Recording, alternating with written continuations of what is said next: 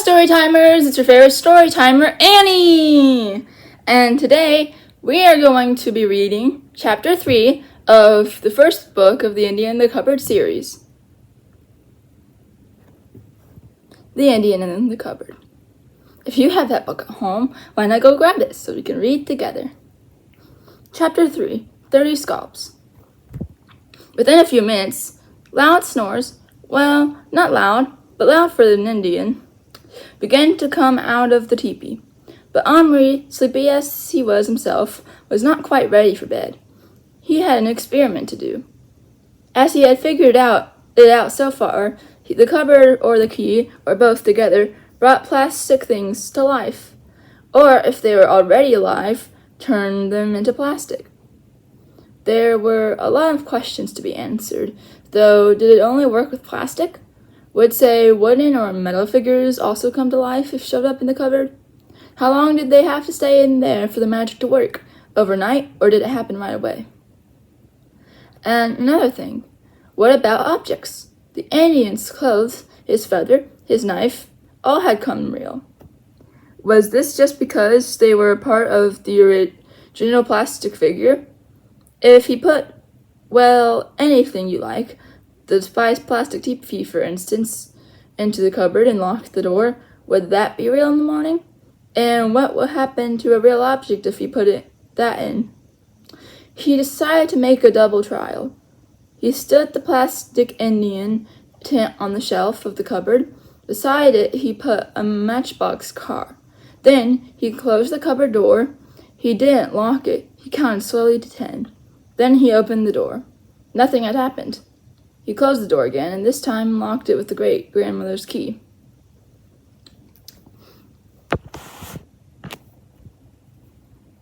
He decided to give it a bit longer this time, and while he was waiting, he lay down in bed.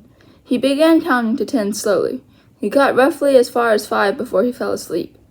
He was awakened at dawn by Little Bear, brawling at him. The Indian was standing outside in the felt teepee, on the edge of the table, his hands cupped to his mouth, as if shouting across a measureless canyon.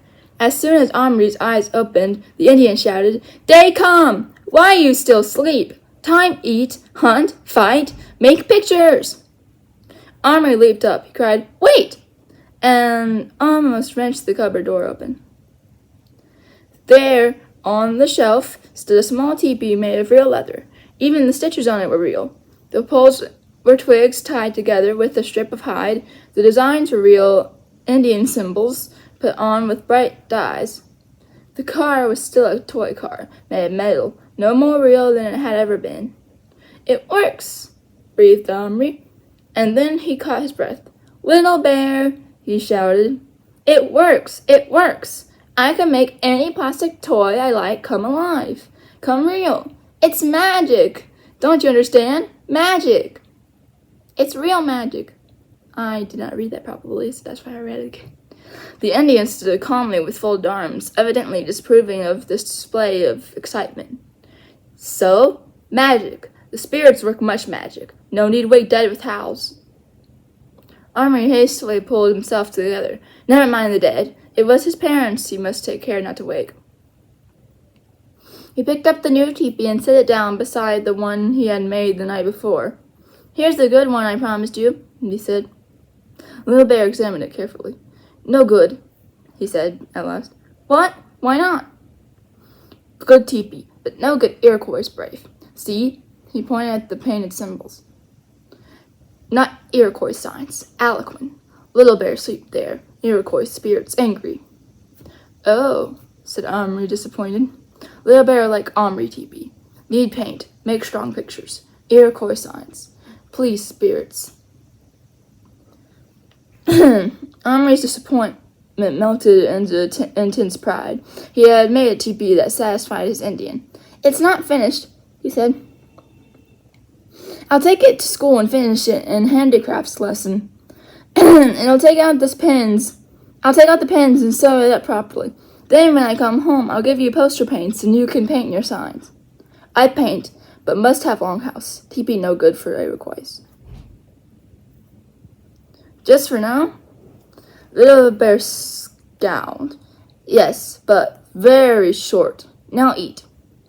Yes. What do you like to eat in the mornings? Meat, said the Indian immediately. Wouldn't you like some bread and cheese? Meat. Or corn? Or some eggs? The Indian folded his arms uncompromisingly across his chest. Meat. Oh, never mind, sorry. Meat, said Omri with a sigh. Yes, well, I'll have to see what I can do. In the meantime, I think I'd better put you down on the ground. Not on ground now? No, you're high above the ground. Go to the edge and look, but don't fall.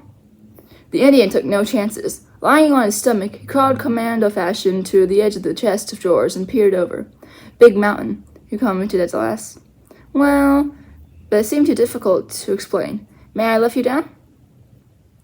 Little Bear stood up and looked at Omri, measuringly. Not hold tight? He asked. No, I won't hold you at all. You can ride in my hand. He laid his hand palm up next to Little Bear, who only after a moment's hesitation stepped into it, and for greater stability sat down cross-legged. Omri gently transported him to the floor. The Indian rose lithely to his feet and jumped off into the gray carpet.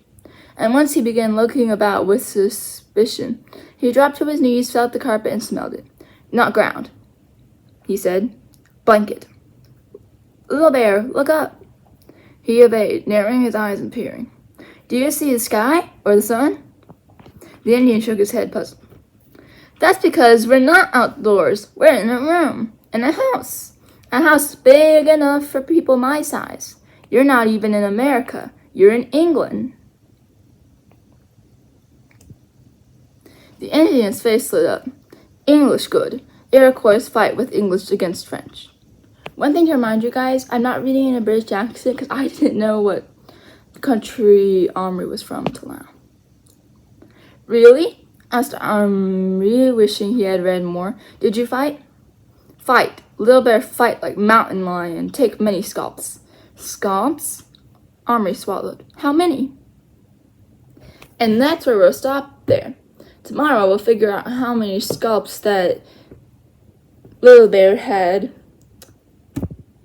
And now, since we don't have a lot of time, I think we're going to have to end it. So it seems to be the end. Tune in next time for more awesome adventures with Anytime Storytime. And her best pal.